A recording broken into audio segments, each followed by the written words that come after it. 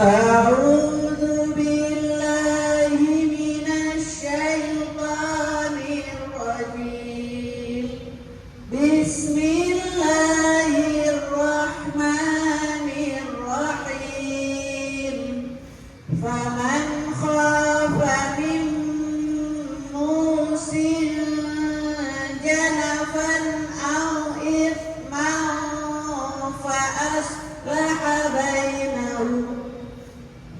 فأصلح بينهم فلا إثم عليه إن الله غفور رحيم. يا أيها الذين آمنوا كتب عليكم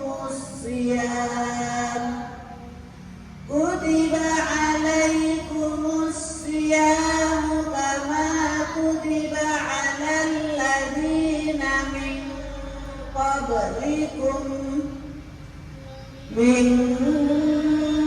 قبلكم لعلكم تتقون. أياما معدودات.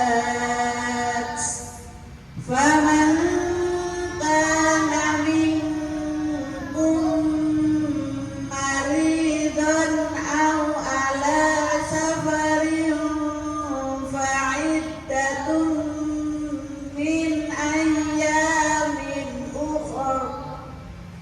وعلى الذين يطيقونه فدية طعام مسكين.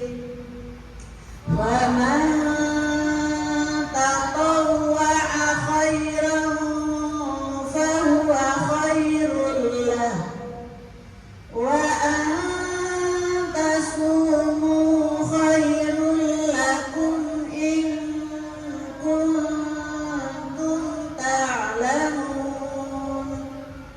شهر رمضان الذي أنزل فيه القرآن هدى للناس وبينات من الهدى والفرقان.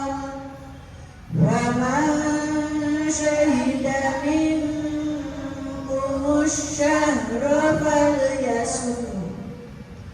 ومن كان مريضا أو على سفر فعدة من أيام أخر. يريد الله بكم اليسر ولا يريد بكم العسر ولتكملوا العدة ولتكبروا الله على ما هداكم.